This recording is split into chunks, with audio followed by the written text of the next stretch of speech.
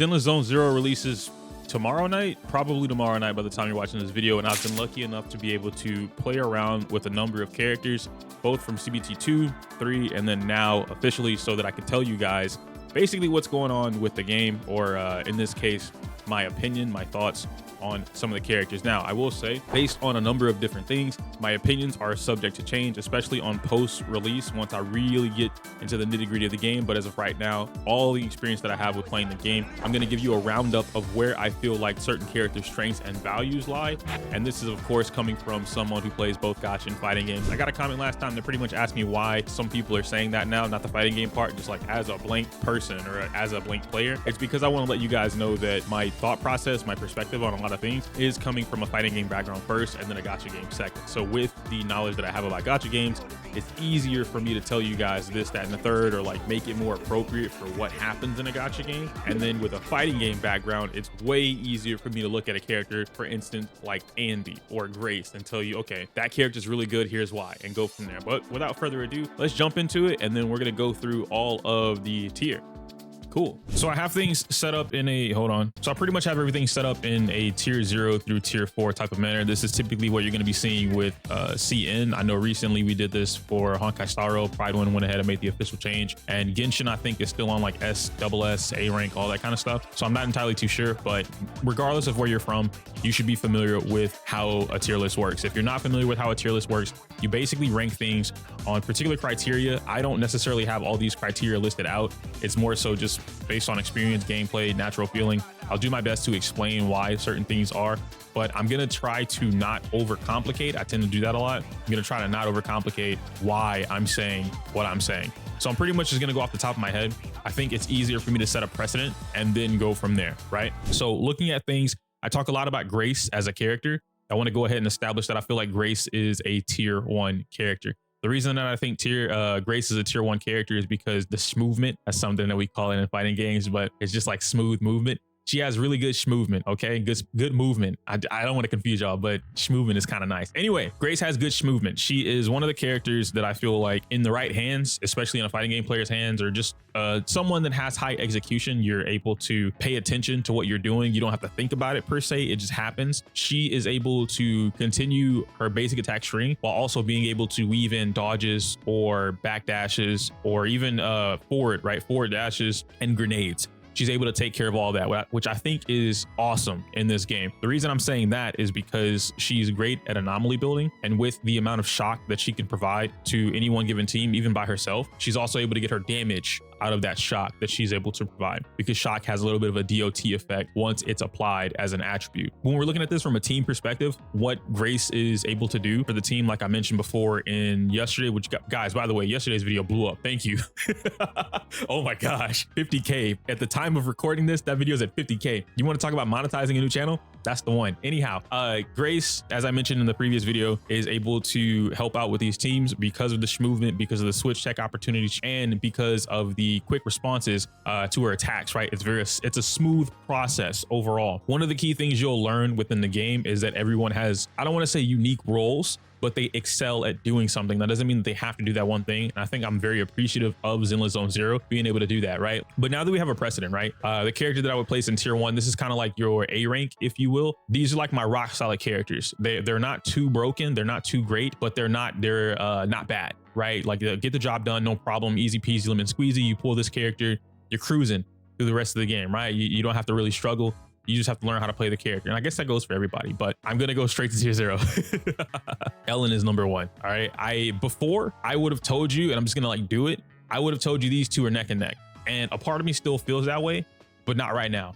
Right now, I think the placement is more like this. The reason I think the placement is more like this is solely because yesterday we recorded a group tier list with me, Soul, Moon, and Rihu. And Soul made some really good points, basically going over Zhu Yuan and why he felt like Zhu Yuan was an amazing character, but her team, the team options, or yeah, I'm right, the team options compared to Ellen, they're just not the same. And I'm thinking like, you know, Ellen versus Zhu Yuan, that's where my mindset is, but that's not the only thing that I should be thinking about here. Ellen's team options are absurd. Not only does she have, where they all at, Lycaon, and this is going to be something that I show you guys in a team building video, but I want to point this out right now. All 4 of these characters are in the same faction. Even if they're not in the same element, they're all in the same faction. What ends up happening is if you put any 3 of these on a team, the team is broken. If you, for whatever reason, don't pull Ellen and you just have these 3 characters, the team is broken. If you were to leave Ellen here and then replace, I don't know, Corin, because that's the other DPS character, I think personally this is the premium team. A lot of people are going to tell you that these 3 are the premium teams because like full on ice. The reason I don't necessarily like full on ice is because when you go through, and you'll get there at some point in time, but once you get to the higher levels of Shiyu defense, which if you play Genshin Impact, it's your equivalent of Spiral Abyss. If you play Honkai Star Rail, it's your equivalent of Memory of Chaos. If you're coming as a brand new player, you're coming from like fighting games, because a lot of people are coming from the fighting game community over to Zenless. The Shiyu defense is basically like a rank system in a way, except there is no like gold, platinum, you know, diamond, whatever, anything like that. It's just purely based on your skill. How high can you go to complete whatever stage it is. This is ideally going to be the team that you see the most of. I think this is the premium team. Now this is asking you to get 3 5 stars, one of which is limited, on top of having like their ideal weapons, their loadouts, everything like that. But everything that these 3 in particular offer together is absurd. So with that in mind, her team options don't stop here. Ellen as a unit on any given team, I could take out these characters right here and she still has a flex spot. I could put in Ben if I wanted to, right? I could put Lucy over here. I could put Koleda in this spot. You wouldn't do that because Lycaon's right there, but you know, I'm just saying I could put Piper over here. Piper's pretty cool. I could put Nicole in here for some grouping elemental stuff. Who else was Saokaku? We just talked about Saokaku. Even if I wanted to go double DPS for like some assault shenanigans, I could put Nekomata in this spot. So there's a lot of different options that Ellen has that just complete the team overall, because truth be told, Ellen and Lycaon are the core. These 2 by themselves do everything they need to in the game. Double ice, they activate both of their things. He's going to give the days multipliers for anybody on the team. She's going to take mad advantage of that. When they're frozen, they both get the crit damage increase. There's so much going on with Ellen as just a team before we even get into why this character is cracked out. So all of that said, I think she is up here on her own right now because of what she provides. High damage, great movement. It's not the same movement as Grace, but from a casual player perspective, she's going to be the character that you see the most of, like just mashing. You are going to be able to get away with just mashing or just like square, parry, square parries. Okay, right now, she's that strong. Mind you, with her weapon. I don't want to say she's that strong and like you don't have her weapon, because no one's testing any character without their weapon. I'll explain that like way later on, probably in another video. But point being is that the ideal setup, she's just that strong. If you didn't have her weapon, you won't be able to get as many crit buffs, but you'll still be able to do the exact same concept. And this is, of course, as a casual player. Let's move away from casual players real quick, because when I do a tier list, I usually talk about like the highest echelon, the highest efficiency of what we're looking at, right? An optimal player, a high level player who's playing Ellen, you have attack animation cancels, you have switch cancels, you have different burst windows than some of the other characters, you have chain attack boost, you have quick assist advantages that some of the other characters don't have. You have dodge counter mechanics that are also from your quick assist. She has a gauge mechanic, which is the scissor stacks, if I'm not mistaken, the blue things that pop up for Ellen, right, when she does her shark attack, which she can gain those stacks from different things. So now you start combining the animation cancels into your combos. I know fighting game players are very familiar with this. As a fighting game player, like, let me kind of, right, so I'm gonna explain it. Imagine if you could do something akin to like Ryu's probably able to do like medium punch Tatsu into light kick Tatsu Shoryuken, right? Like a combo like that. Okay, take that same concept and then bring it over to Zenless, and Ellen is able to do stuff like that, where she's able to do basic attack 1-2 into scissor stack, and then she can quick charge that into basic attack 1, dodge counter, another quick charge into a full-on it's called flash freeze, which is her iced up sword moves where she spins and whatnot. She can do a flash freeze into a full-on tail swipe combo, Shark Nami after that, and then you finish off with whatever you want. The combo potential with Ellen alone, once you learn how to play the character, top tier, amazing. I love it. So the character by default, in my opinion, she's tier 0. Now that I've said that, I can actually go into Zhu Yuan. Zhu Yuan is basically going to be something similar to Ellen. Everything that I just said about Ellen, practically with Zhu Yuan as well. The difference is where Ellen has a lot of combo opportunities through cancels, Zhu Yuan doesn't necessarily need to cancel anything because she has the ability to never stop attacking. It's a continuous onslaught of bullets, right? Like she's literally bullet hell put into a character. She never has to stop playing the game. She has quick lunge moves So like 1, 2, 3, and then on the third hit, she can literally like roll and dash forward inside of the combo and just start pummeling on the enemy. And because you can do that, you can go in any direction that you're looking for whoever you're targeting, right? She has the gun, bang, bang, bang, bang, bang, which has multi-bullet functionality attached to it. And then of course she has her own gauge system, just like Ellen's scissor stacks. She has, I think they're called shot shell bullets or something like that, or shot shell, whatever, basically shotgun bullets. She can hold up to 12 or 15 of them. I forget the exact number, but she gains them similarly to how Ellen gains her scissor stacks, right? Dodge counters, quick assist, using chain attacks, using burst. All these kinds of things are able to give her bullets. And when you learn how to play this character at an optimal level, you basically you're never out of bullets, right? Like your goal is to go from 15 to 0, but because you're playing the character optimally, you always have one in the chamber. Like there's never a time when you don't have one in the chamber, meaning that any one combo that you can do will always have like 1, 2, 3 combo shotgun blast, right? Ether bullet. And that one ether bullet has like 5 or 6 different explosions behind it, just because of the mechanics of not only her bullets, but also ether as or corruption as an anomaly. So she's really good overall.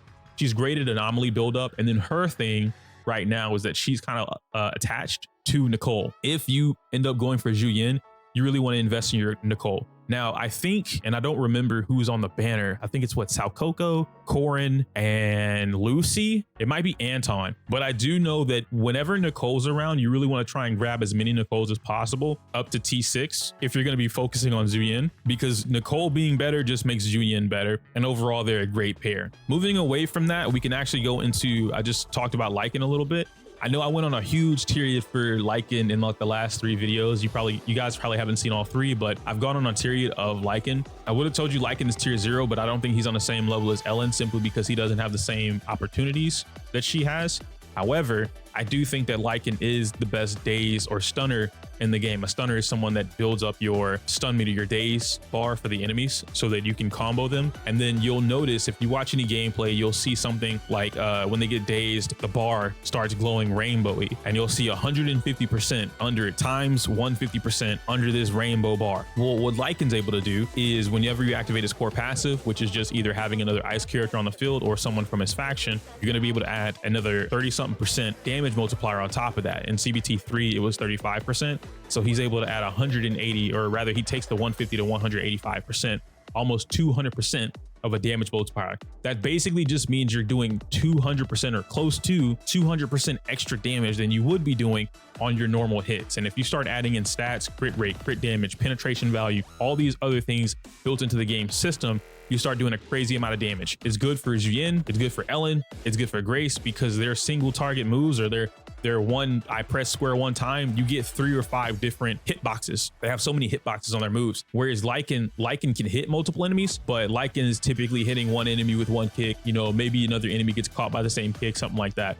But ultimately, Lycaon is the best daze comboer in the game. If you want anyone to do stuns, you're going to go for Lycaon. Something that I've been experimenting with this character is just straight up the fact that Lycaon is able to essentially take any one mob, any enemy, from 0 to 100 days in one combo. The weaker the mob, the quicker it's going to happen. Then you swap into your DPS, you get the chain attack off, and it's a great time. But he's tier 0.5 as of right now. I'm trying to, like I said, I'm trying to keep this at a basis understanding or a basic level of these characters so that I don't go on too much of a tangent for a lot of these things, but it is what it is. Another character that I would have put in 0.5, and like I'm kind of thinking about it, is Rina. The only reason I'm not so sure about Rina being in 0.5 is simply because Rina being up here with Lycaon and Zhu Yuan means that I put her on the same caliber as these two. The problem with Rina is that no casual player is going to be able to pull this value out of her.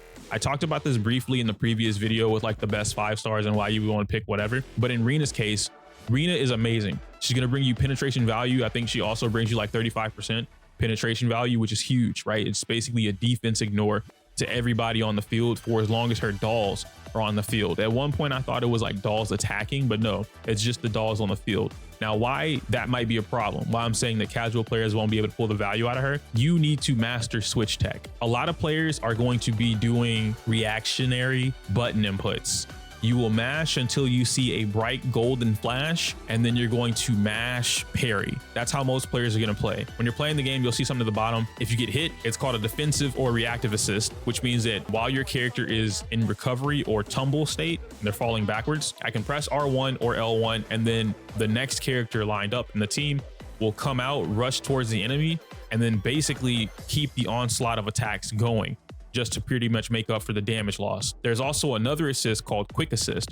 Now, a quick assist is a little bit different, and you can think of a quick assist kind of like how you would think about it from a Marvel versus Capcom game. So whenever you're doing 1, 2, 3 and you do a special move, the quick assist button will pop up, and then you're able to swap in a character without using any of your assist meter. And this is going to be really good because a lot of characters have quick assist functionality or different properties to their quick assist or reactive assist techniques. And so in Rina's case, Rina doesn't have a lot of opportunity to use a quick assist in reverse. What I mean by that is if her dolls are on the field and you're using skills for Rina's moves, the multitude of like slam downs with the dolls that she has, don't afford you a quick assist, so that hypothetically Ellen can come out as you throw down dolls. So you'll need to know and understand how switch tech works in order to take advantage of the fact that Rina needs her dolls out, and you want as much of that. There's like a 9 to 10 second window that the dolls will stay there and then go up before they go away, right?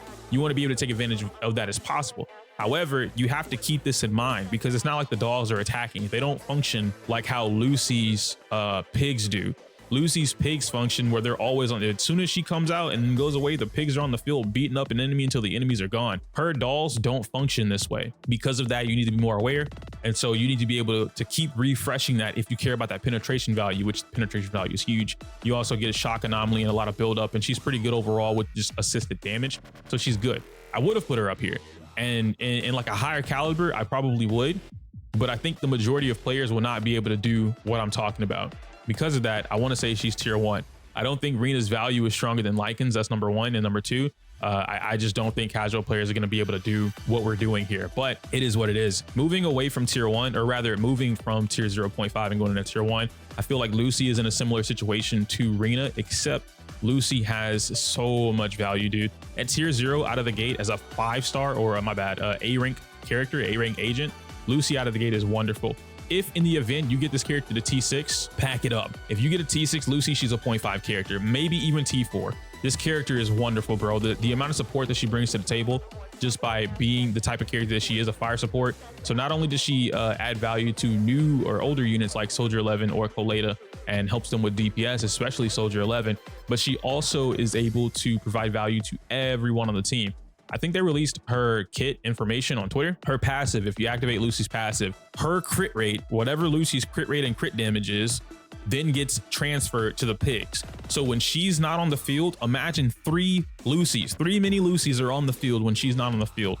That's what happens when her core passive activates. Now she's a support character, so you would think, oh, build her on HP, defense, and maybe like anomaly build up, right? But no, because a lot of her kit is based around her own attack, you actually want to build her as another DPS. So she ends up turning into a sub DPS character. Now Lucy's cool, but similar to Rina, she doesn't have a lot of quick assist opportunities. However, switch tech is very strong with her because she has the bat. She bats the pig. The pig goes flying, and then you're able to switch tech on top of that. And it's like, there's like, Lucy has a crazy setup that I can't show you guys yet because legality reasons. Lucy's fire, bro. All right, Lucy's crazy good, man. After that, I feel like Koleda is probably tier 1. Now, do I like Koleda? Not really, but I love the character, by the way, don't get me wrong, but I don't think Koleda's value is as strong, especially like now that Lycaon got that buff from CBT3. This dude's crazy cracked. They didn't nerf Koleda, but they definitely didn't give her a buff like Lycaon. Koleda, instead of buffing the days multiplier, Koleda is basically going to be able to increase the amount of stun that she does to an enemy, right? The days percentage that she does to an enemy, she increases that for herself. Why she's not up here is because Lycaon does everything she does, has a better element. Ice is just better than burn, and he also increases the days multiplier for the entire team. So she benefits herself as a stunner, and then the benefit to the team is that, oh, the enemy's stunned really fast, everybody come out, jump this guy. He benefits the entire team as a stunner, and he does the same thing. Hey guys, I stunned the enemy. By the way, they're also frozen. Come get your extra crit damage. Come get your extra days multiplier. Come get your extra, attack percentage, whatever it is that he wants to give. And he's doing his own damage. So It's just better overall. I can see Koleda falling down, maybe like tier 2, probably. I don't think she's gonna be down here just because stunning is very important in this game. And there's only like what, 3 stunners, right? 1, 2, and 3 Ambi, right? These are like the only stunners in the game.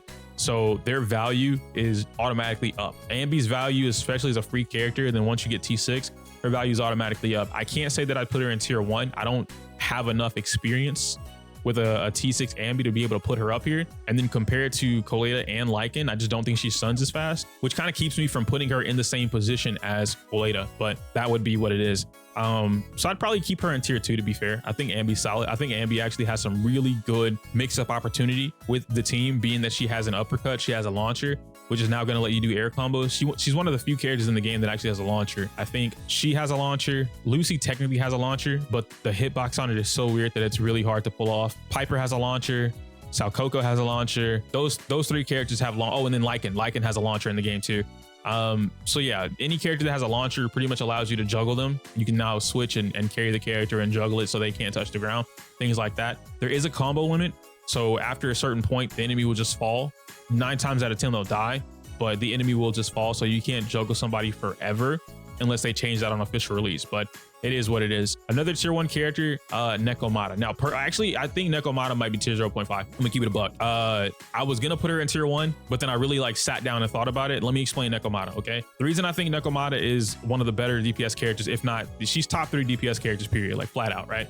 Her, Zhu Yuan, and then Nekomata. You get any of those 3 characters, you're pretty much set as your DPS character. With Lucy and Piper both being put into the game, I'm gonna line all 3 of them up right here. Boom, boom, boom. With Lucy and Piper coming into the game as new characters, this completely changes what Nekomata is able to take advantage of. Nekomata is a physical character who excels at movement. She's like Wolverine or X-23. I explained that in the previous video, right? So she's basically like those type of characters, very fast, big, wide actions within a small radius. I know that sounds really contradictory, but when you see what I'm talking about, it'll make a lot more sense. Nekomata has like a zigzag attack, right? And then she has a lot of dash forward, dash backwards, slash here. And because her arcs on the slashes are pretty much bigger than her body, because she's a tiny cat, they're pretty much bigger than her body, and she has big EX skill windows as well as pull down with her regular skill. Her ultimate is damn near a full screen. Everyone gets hit on the board for equal to, if not same damage. It's very strong. But I want to talk about Assault really quick. Assault is what I believe to be the contender for the best anomaly in the game right now. There's Freeze and then Assault, which I think are the 2 strongest anomalies in the game right now. Freeze, because if you freeze an enemy, they can't move. And then if you shatter them, they take some like 50% of the damage they would have taken or some crap like that. It's ridiculous. And then with Assault is basically, you guys made some really good comparisons in a previous video. If you play Borderlands, I believe the term the element was Slag. If I'm not mistaken, it's like Slag from Borderlands. If you play Elden Ring, it's like Bleed, almost. In fact, it's not even like it. It is exactly like Bleed from Elden Ring. After a certain amount of accumulation that you do to an enemy, they will magically lose a chunk of their health. When an enemy gets assaulted, they magically lose a chunk of their health.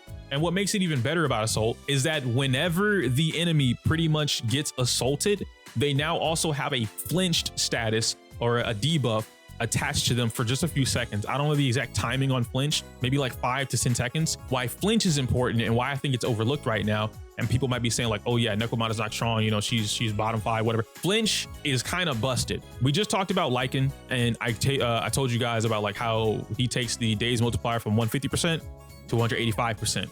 Flinch, if I'm not mistaken, increases that. In fact, let me just double check. Okay, so I had to come over to Prywin just to check it real quick, and it looks like right now they have Assault. So I am not fully aware if they've updated to the latest information or not.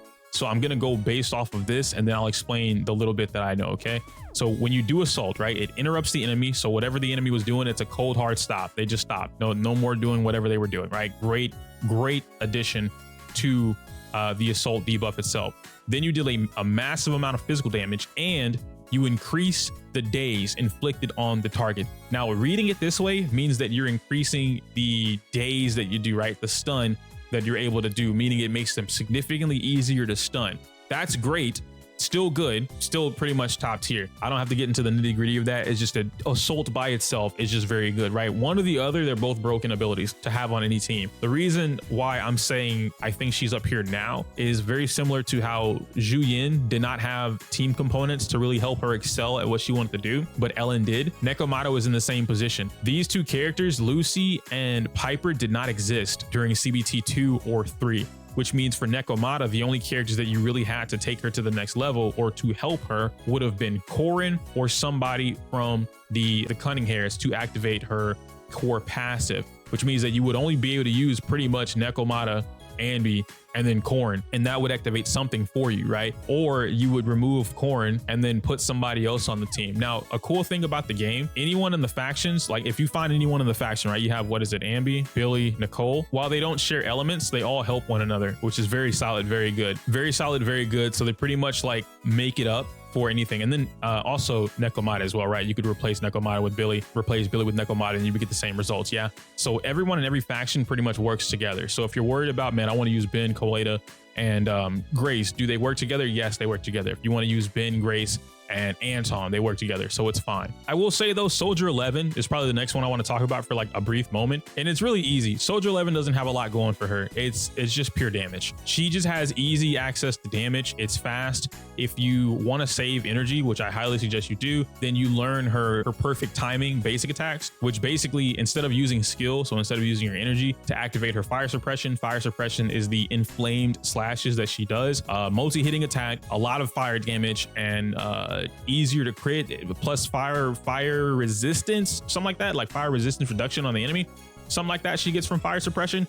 You can trigger all of her special abilities, her passives, by just timing the basic attack correctly. So what I mean by that, right? Let's say that I'm playing the game, I'm pressing this for my attack, right? So if I were to play the character, and most of you would do something like this, right?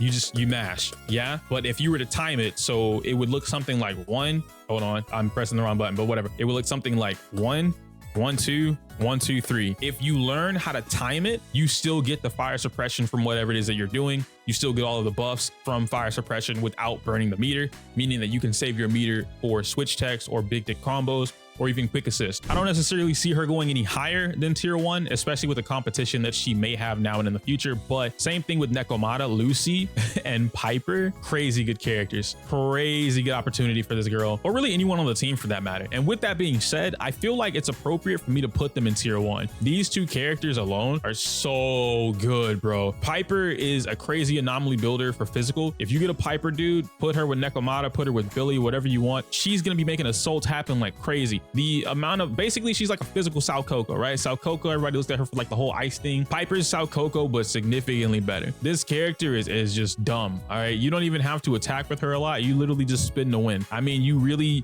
just spin to win.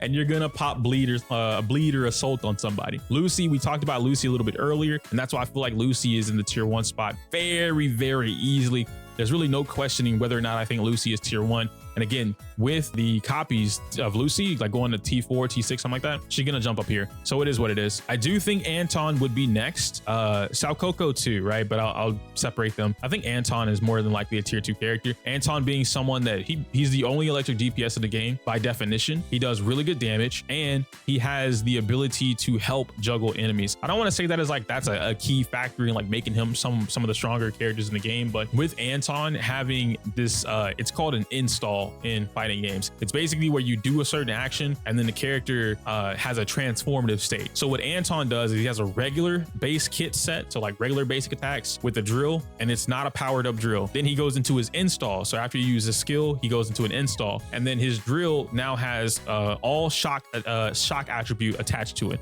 Everything he does is an electric attack. And because he's already using a drill, imagine if someone took their hand and it was a drill and they rammed it in your guts, and then that drill turned on. That's basically Anton's attack animations. And so every time he does this, right, he has like 1, 2, 3. All of those are multiple hitting zzz, zzz, every single hit he does, right? So that's a bunch of a shock getting applied. You add on to the fact that you have, let's say, Grace, right, from his team, Grace and Anton. The shock anomaly on that team is insane. You put Rina on that team because of the penetration rate. He's literally penetrating you, by the way. It's OD the amount of damage that he can do. So with Anton, again, when you get like copies of these characters, pretty much you can see a lot of characters bumping up, maybe a few. A lot of the A ranks, if you get copies on the characters, they could easily bump up a tier. There's no questioning that for me at all. So I really feel like this is very appropriate. I feel like this is very appropriate for Anton to be here. Same thing with Saokaku. Now Saokaku, the reason I say that is because Saokaku's benefit is Ellen, and I guess by extension Lycaon. But a lot of people put value in Saokaku not because of her kit. They put value in her because Ellen, because she gives you an ice damage boost, because when you get copies of her, she gives you an ice defense reduction to all enemies, because she's the easiest character to freeze anybody in the game with, because she has her ice tornado, which is called Fly the Banner. And she pretty much is, oh, I have my stacks, hold skill, fly the banner, everyone around me gets sucked in and frozen. They can also get shot up if they're light enough enemies, and then you have a quick assist opportunity off of that. So as a character, her value is not as insane without Ellen. If you don't have Ellen or Lycaon, this character's all the way down here because of the value she wouldn't bring to any other team in the game. No one else can really take advantage of what Saokaku is bringing to the team. Now, I will say though, she's definitely not tier 4, but she also brings a raw attack boost to the team. When you fly the banner, depending on how many stacks of the banner you used before switching into the next target, she actually passes the attack buff forward to the entire team. I think it starts at like 500 and then it goes all the way up to 1,000 or 1,700. I don't remember the specific number, but it increases per stack. So that's very good. So I'd say she's tier 2 by herself. And then, you know, obviously with the characters, she'll bump up a little bit, but as a value, I think she's tier 2. I think that's fine. Also, I want to say this. I know we're like way deep into the video. Being tier 1 or tier 2 or tier 3, just like these don't mean you're bad. It just the amount of value that you provide as a character and how much of that value you provide, right? Tier 0, you're golden. You get a character on tier 0 on your account, pretty much nothing else you need, right? Tier 0.5, you're golden. You pretty much need nothing else. Tier 1, you're solid. You can beat everything in the game with these characters. You have no issues with the characters, and they're fun to play, or they have something that may make them excel at one thing but weak in another, like Grace or Rina or even Piper, right? They're all crazy at anomaly build up, have some crazy good core passives, but they don't necessarily have the damage to back it up. They make up for it by providing for the team.